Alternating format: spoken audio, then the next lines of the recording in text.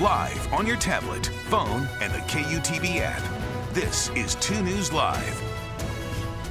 Thanks for joining us on 2 News Live. I'm Brian Schnee. It is Thursday, June 15th. We're going to go in depth tonight on the topic of the Olympics, perhaps coming back to the state of Utah. Not only the hearing and what was presented at the state capitol today, but Utah Jazz legend John Stockton weighs in.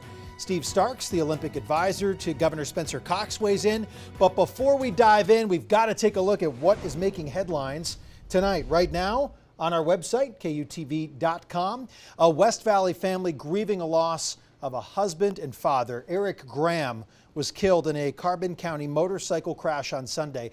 Graham was a well-known postal worker and was honored by friends, family members, and co-workers today. Senator Mitt Romney urges the Biden administration to take action to resolve passport delays.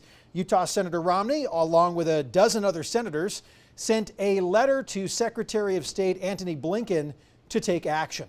Also, a massive fire broke out in Missouri this morning, sending flames and smoke high into the air.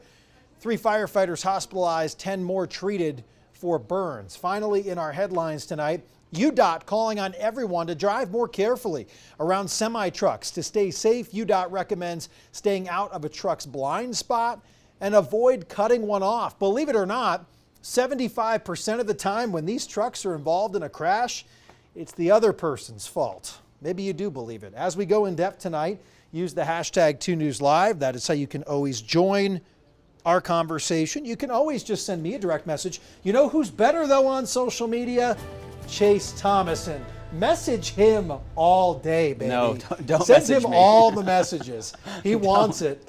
Hey, He's if here it's now. a great weather photo or video, That's all he wants. send them my way. He wants pictures and videos, not of you, but of the weather. So just remember that. The selfies, they won't get you on TV. Take a look at this big number, 73 degrees.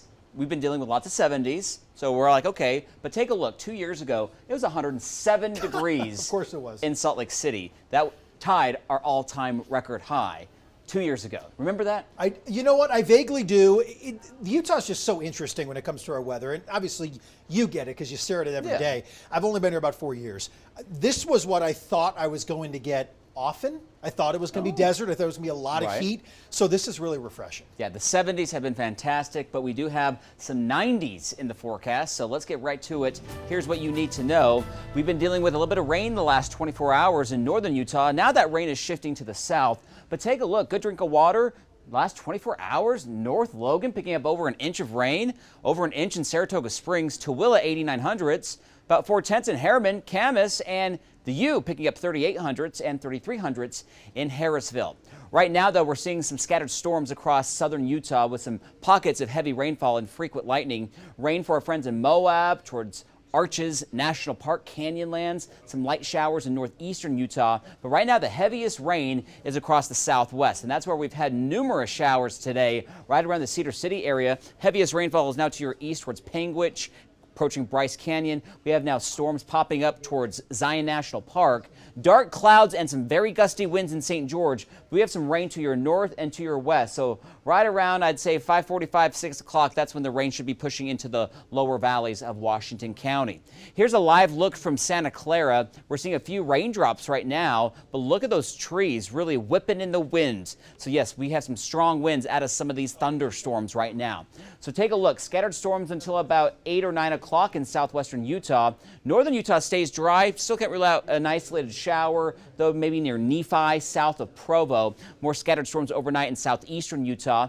More showers developing tomorrow morning near that front that's been slowly rolling through the state. We'll have these scattered showers and storms throughout the afternoon for your Friday, but if you live north of Provo, it should stay dry as we wrap up the work week and head into the weekend. Temperatures in the 70s again tomorrow, a few degrees milder than today, but enjoy the 70s, low 70s in central Utah, and a bit cooler after being in the 90s today in St. George. You'll be in the low to mid 80s, 82 in Moab, so a little bit cooler, but we got some warmer weather moving in just in time for the weekend, especially by Father's Day, as our winds get quite gusty on Sunday ahead of our next storm system. This will not really impact Utah very much when it comes to a chance for rain. There will be some spotty thunderstorms, but nothing compared to what we've been seeing, mainly a wind event, and we'll see some cooler temperatures by Tuesday. Should last into Wednesday. We're talking temperatures back into the 70s, but high pressure could be moving back in as we head into the following weekend and more of a summer-like pattern. We'll see how that sets up. So St. George, few storms tomorrow, especially in the morning. 84 jumps to 93 on Saturday, 96 on Sunday. That's closer to average. And then a little bit cooler and windy early in the week. Tuesday, we're in the upper 80s in southern Utah. Salt Lake, 52 tonight. We're at 77 tomorrow, 82 on Saturday. Father's Day, 90 degrees. If you have any outdoor plans, you'll be dealing with some winds gusting 20 to 30 miles per hour. Isolated thunderstorms Sunday, Monday, maybe even on Tuesday. Best chance in the mountains of northern Utah. 70s Tuesday and Wednesday. Wednesday, by the way, Brian, first official day of summer. After that, I think it might start to feel a little bit more like summer. Okay, 107 coming our way? No. All right, that's good. We can gradually make our way there if we do end up having the traditional heat wave. Hey, you showed the camera in Santa Clara. This is St. George, just nearby. Winds are a-whipping, the camera's moving. Gas, if you were interested, $3.99. Ooh, I Seems just like paid, a steal right now. I think I paid $4.09 yesterday.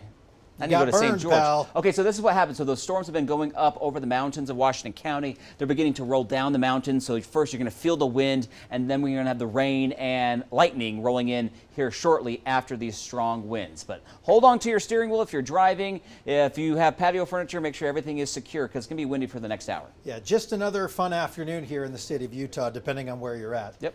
Thank you, Chase. Remember to download our 2 News weather app to know about changes in your neck of the woods. Southern Utah, Central Utah, Northern Utah. You pick your spot. You can get updated forecast and live radar right at the palm of your hand. Very easy to do. You can scan the QR code on your screen to download that fine 2 News weather app and get updated forecasts up to the minute. Let's take a look at some current road conditions. Yes, the hustle and bustle of I-15 at 536. This is in the North Salt Lake area, right towards the Beck Street exit there. You know, going northbound, it's the slow roll, right? It's just a slow go of it. Don't look like any crashes are in the area, but if you're headed back towards Salt Lake City, like you see on the side of your camera here, it's moving pretty good. So pick your battles. It's that time of day. Let's move on to go in depth tonight, shall we? Bigger and better, say the torchbearers for an Olympic sequel in Utah. Today, they outlined where we are and trying to win the games back here in the Beehive State again. Brian Malahy live at the Utah Ice Oval in Kearns, always a happening place. Brian, I know you spoke with some members of Team USA today, but first, what was presented at the Capitol today? Well, this is a games that will be reimagined, according to Fraser Bullock, the CEO of the Salt Lake City, Utah Olympics Committee. And reimagining means that there are going to be more events, so additional events since there were in 2002 rather, and that there will be perhaps different places where those events will happen. In addition, he is assuring that no local or state tax dollars will be used to finance the games.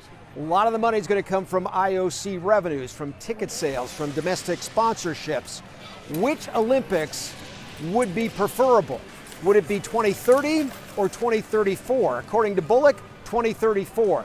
Easier to raise money potentially for that because we have, LA in the mix. And so the Olympics organizers are saying, patience perhaps. 2034 might be better for Utah, but either way, whether it is in 7 years or 2034, Utah organizers say they can pull this off.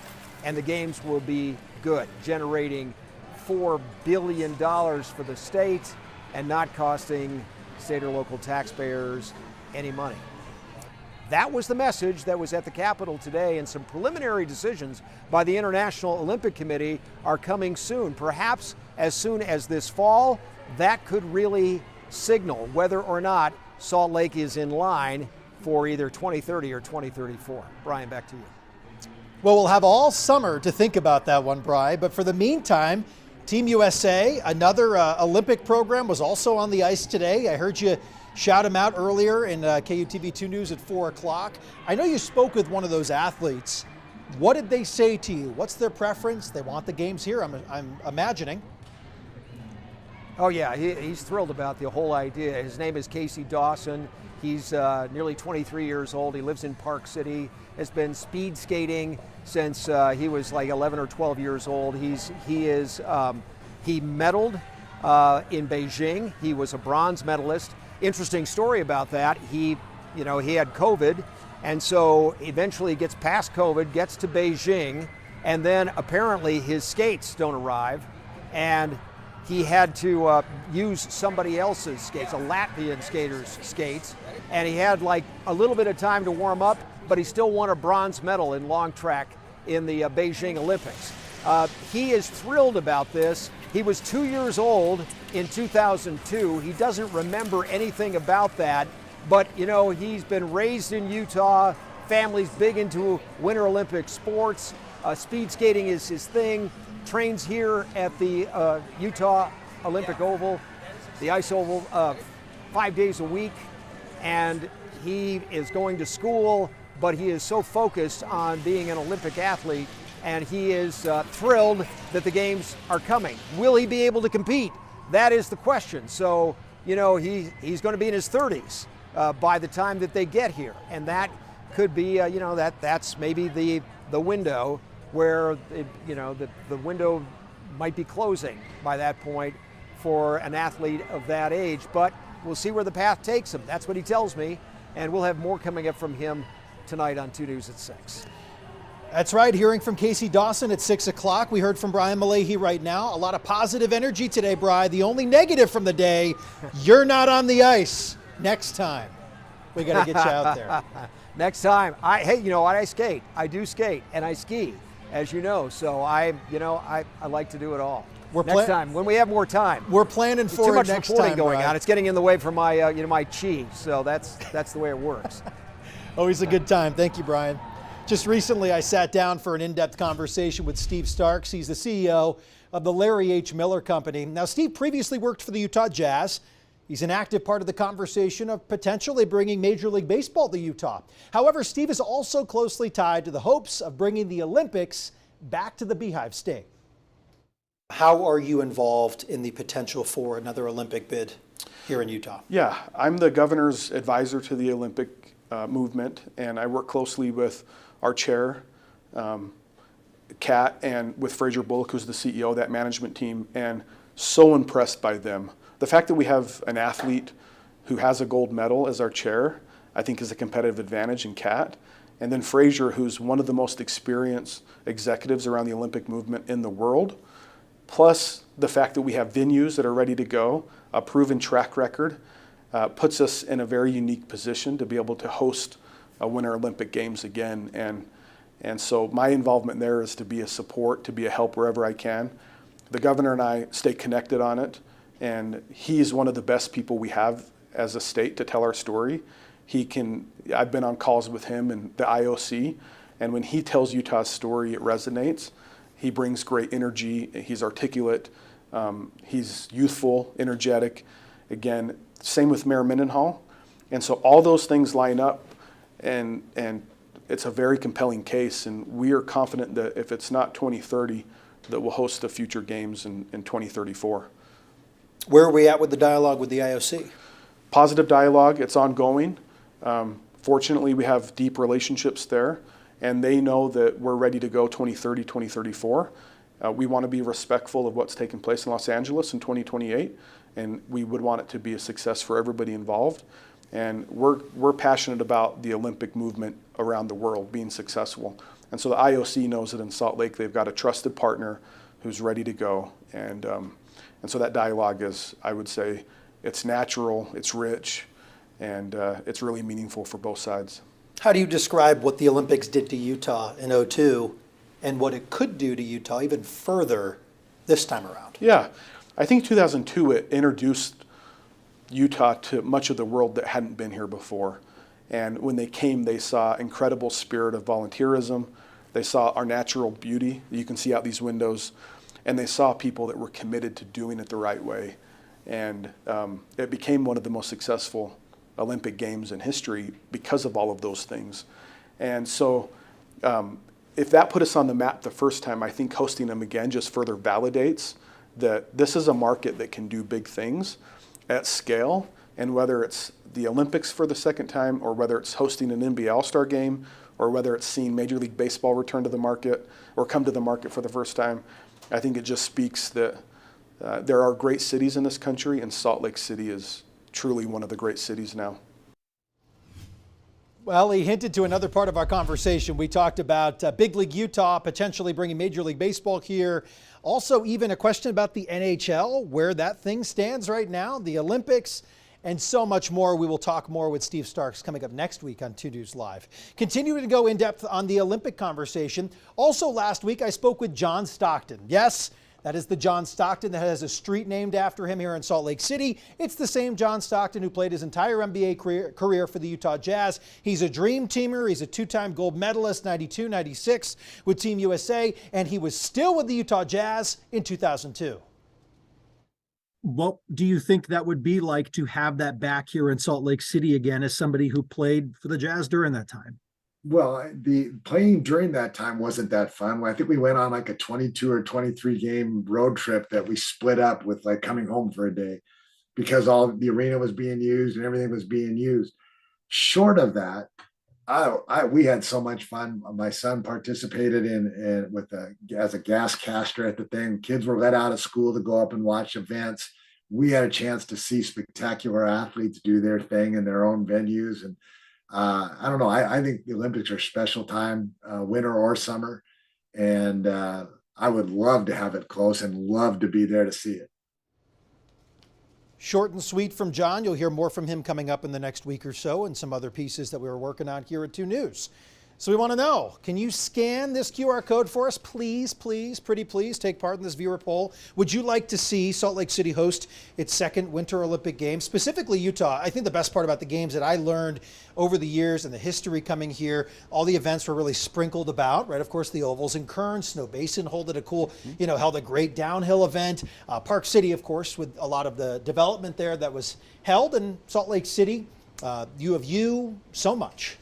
And you think about the previous winter hosts, Beijing, Sochi, their venues are hours away, and everything is so close here. You're very right. compact, and that's what makes Salt Lake one of the best spots to host the Olympics. Most of you are saying 2030 is when you'd like to see it. You heard from some of the folks here, Brian Malahy talking with Fraser Bullock, who kind of is pushing this whole thing. He thinks it's more realistic for 2034. He says it's maybe a benefit so they can, of course, raise some more money because it's all about the dollar. There is a great benefit, though, to having the games here. Infrastructure's here. There's not a lot of tweaks that have to be made to venues. Very unique compared to other places that have never held the games or held it so long ago that so much has changed. I just hope we host one again. I mean, but I think 2030 would be great just because it's sooner. Real quick, we'll 02, you were here, right? 02, I was here. I went and saw the aerials up at Deer Valley with my family and the half pipe in Park City. It was awesome to be here during it. It was when I was in high school and never seen the city just so electric. And it really did change, I think, Salt Lake and Utah right after the Olympics. Well, a lot of electricity around the All-Star Game. Could be another couple years before something like this goes and gets underway, but we're going to continue to talk about it. Thanks for watching 2 News Live. Lots to digest here from the potential Olympic conversation today. We're back tomorrow to wrap up the week here for another edition of 2 News Live at 5:30. Hope you have a great rest of your Thursday night. Chase and I will be back here tomorrow. Take care.